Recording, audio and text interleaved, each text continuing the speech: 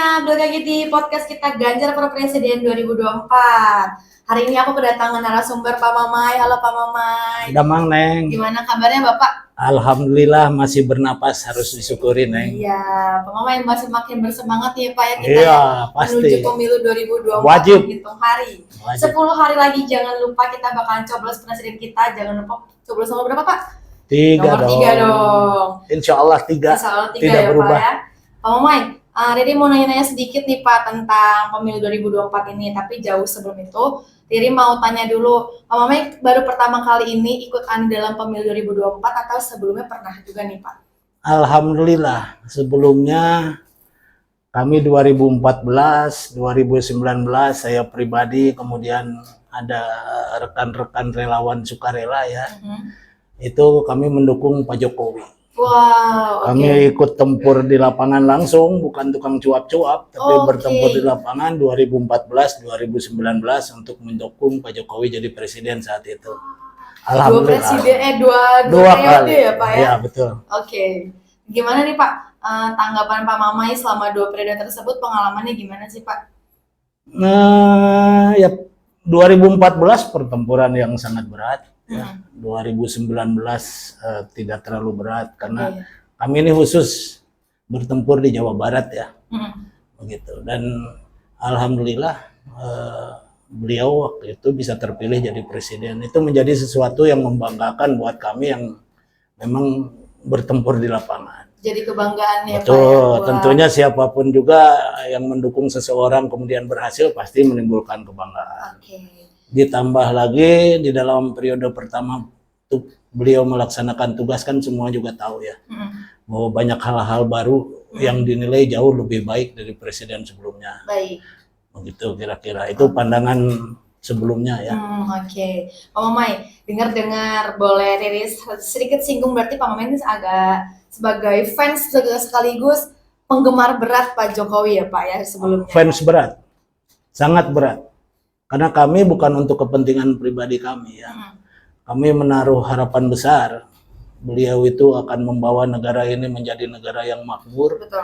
Terutama bagi kelompok masyarakat miskin. Betul. Yang kebetulan kami ini ada yayasan yang bergerak di bidang sosial. Dengan tugas utama meningkatkan taraf hidup orang-orang miskin. Mungkin skopnya baru yang ada di Jawa Barat saja. Seperti itu. Itu sangat berharap besar ya. Kami fans berat dan berharap besar orang-orang miskin ini akan dibawa ke kehidupan yang lebih baik. Dan itu kalau tidak salah tercantum dalam salah satu janji beliau di Nawacita. Ya, bahwa ekonomi kerakyatan yang diharapkan akan meningkatkan taraf hidup orang miskin.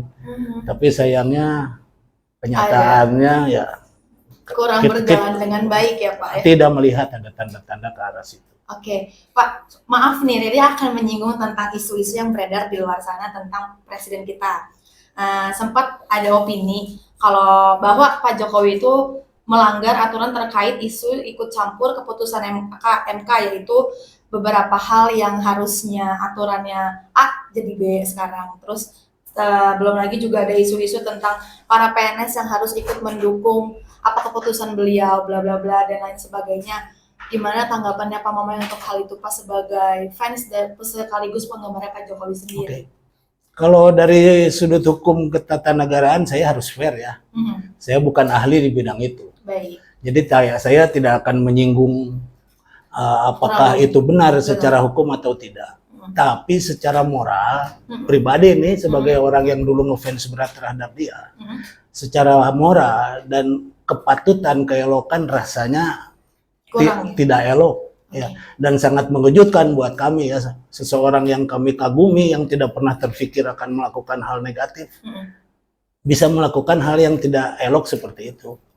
Itu pandangan saya ya tentang apa sih cawe-cawe apa itu? Cawe-cawe tersebut ya, lagi ramai lagi tuh Pak tentang cawe-cawenya Pak Jokowi di luar sana. Betul. Lagi dalam masa pemilu ini kan semakin panas nih ya Pak, semakin orang tuh semakin bersikuku untuk ayo menangin ini, menangin itu, menangin ini dengan caranya masing-masing ya Pak ya. Kalau relawan saya pikir itu hak mereka ya. Kami pun bertempur dengan berbagai macam cara. Betul. Tentunya harus ada benang merahnya. Betul. Yang tidak negatif, yang tidak mengadu domba. Secara positif ya Pak ya. Tapi kalau sudah ya istilahnya yang kita lihat selama ini kan ada tanda-tanda ya, Betul. mengerahkan kekuatan yang sebetulnya secara aturan keelokan saja itu tidak layak untuk dilakukan. Oke, baik. Itu mengejutkan buat kami.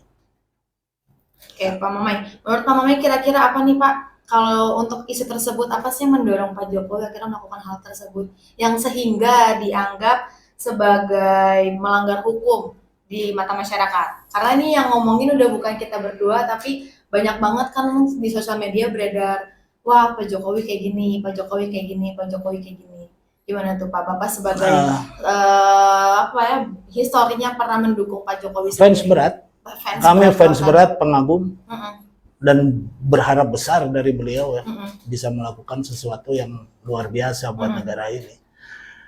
Saya nggak berani menjudge, ya, karena benar salah itu kalau kita bicara yang menyinggung ranah politik harus ada pembuktian secara hukum. Harus ada bukti-bukti konkretnya. Tapi kalau kita bicara kenyataan dan kemungkinan teori itu, ada hal yang menurut pandangan pribadi saya ya, apa yang dilaksanakan oleh orang yang sangat kami kagumi sebelumnya itu bisa terjadi.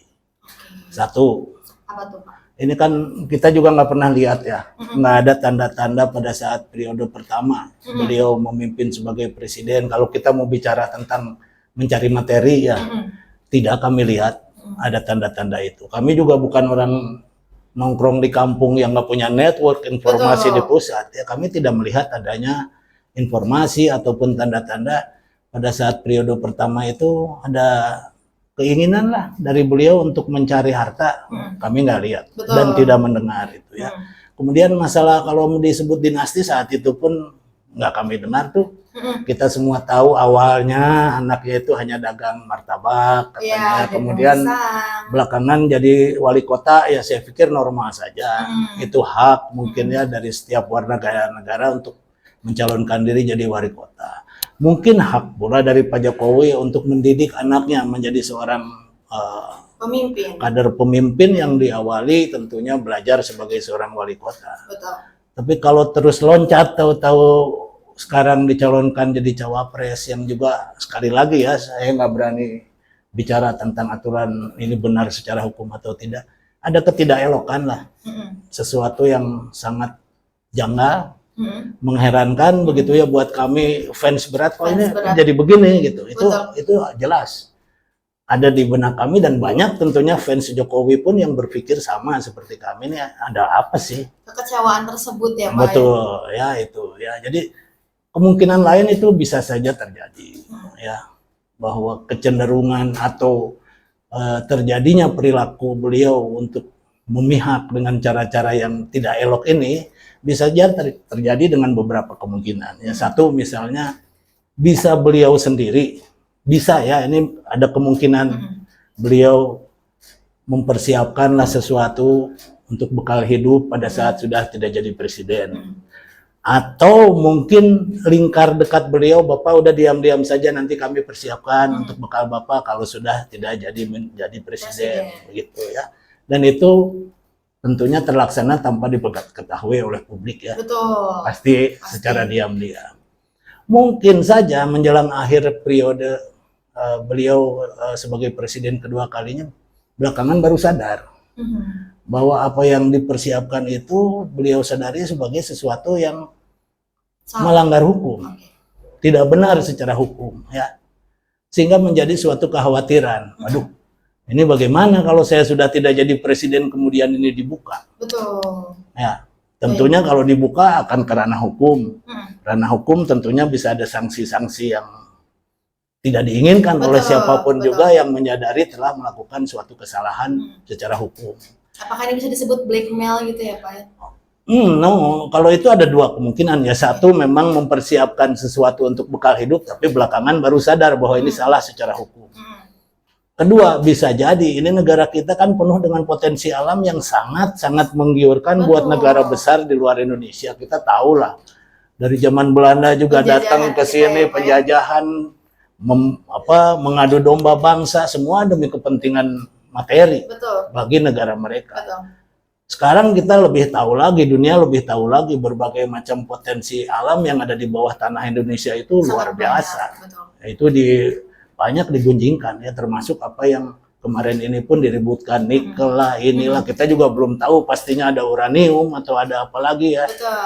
Seperti itu. Bisa saja karena kemarin mungkin dinilai Jokowi ini agak keras di dalam tidak membiarkan ya potensi alam itu seenaknya diekspor keluar, bisa saja bahwa kesalahan-kesalahan beliau itu diketahui oleh negara besar dan dijadikan alat untuk memeras. Oh.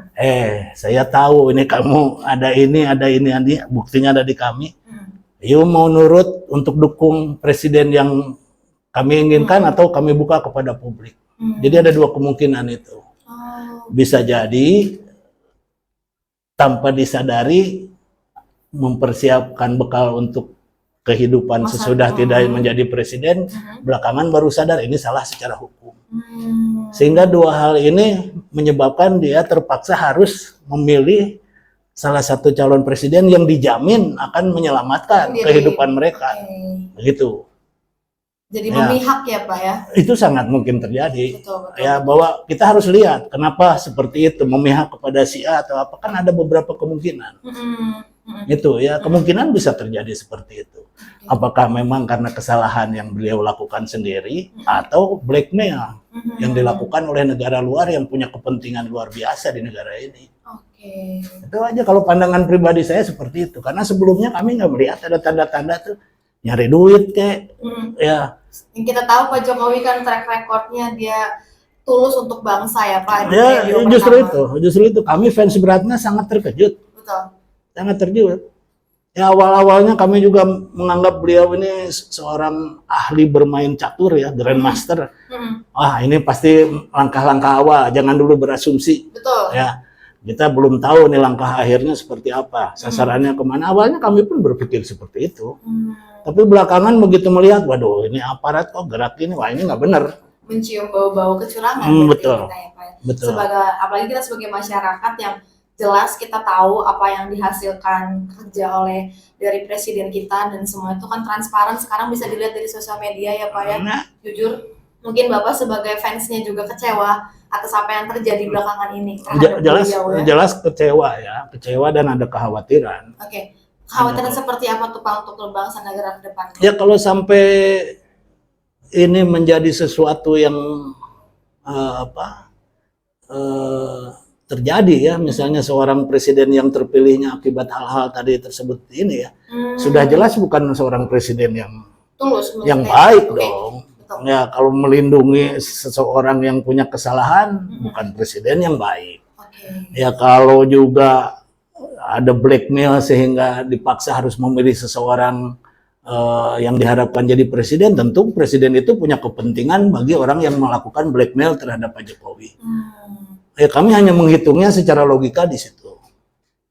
Ya. Apakah nanti ke depannya bangsa dan negara, kalau hal itu terjadi ya Pak, amit-amit hal itu terjadi, apa sih Pak yang Bapak pikirkan dan Bapak khawatirkan? Ya jelas kalau kita dikuasai lagi oleh negara luar, dulu Bung Karno kan pernah bicara. Apa tuh Pak? Berhati-hatilah terhadap neokolonialisme. Waktu zaman dulu kan menjajah itu dengan kekuatan militer, dengan menyerang, tapi ada bahasa neokolonialisme. Menjajah bukan dengan cara kekuatan militer. Bisa dikuasai ekonominya, bisa dikendalikan pejabat-pejabatnya, sehingga tanpa disadari kita ini sebetulnya dijajah. Itu yang harus diwaspadai. Ya. Agak mengerikan berarti ya Pak ya, cukup mengancam nyawa kita juga semua nih ke depannya nih selama. Ya saya pikir kalau nyawa itu kita bertempur ya. Betul. Bertempur itu jelas lawannya. Dan ukurannya hanya satu, dia mati atau kita mati, cepat prosesnya. Betul. Tapi kalau dijajah sengsara dulu baru mati. Untung kalau mati. Kalau sengsara terus kan lebih parah daripada mati ya. Jadi nggak boleh sampai terjadi ada penjajahan kembali walaupun terselubung. Cukup jadi permasalahan serius ya Pak, berarti ini Pak Mamay. Riri kan tadi nanya juga nih, Pak Mamay sempat jadi relawan Pak Jokowi di 2014 sampai ke 2019. Ada nggak sih Pak kesulitan dan apa ya, suka dukanya waktu dulu menjadi relawan di sana? Ya. Apa kecintaan Bapak yang menjadi? Begini ya, kami ini sekali lagi relawan yang tidak dibekali peluru atau senjata bertempur oleh pihak-pihak yang kami dukung ya. Jadi segala sesuatunya kami sendiri dengan segala keterbatasan. Jalan pun sendiri, resiko pun sendiri, nggak ada yang ngedukung. Kalau ada apa-apa ya zaman dulu kan, waduh, pilpresnya itu keras, lebih keras dari sekarang. Panas kan, sangat panas. Betul, ya seperti itu. Ya suka, itu dukanya. Kemudian meyakinkan orang pun bagian dari duka, karena ada sahabat, keluarga yang sebelumnya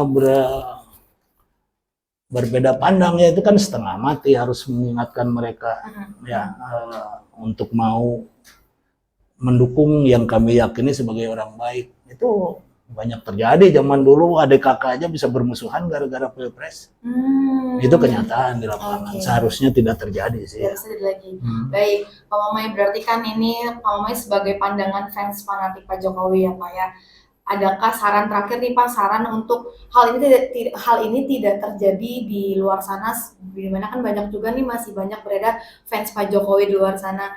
Apa sih Pak yang pengen Bapak sampaikan untuk membukakan hati dan pikiran mereka di luar sana untuk tidak terjerumus dalam kejadian ini? Begini ya, untuk khusus ya, untuk para fans berat Pak Jokowi.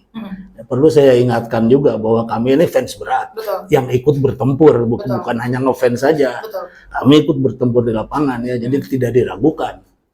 Ngefansnya kami itu mungkin persentasenya lebih tinggi dari hanya yang lihat-lihat terus jadi fans.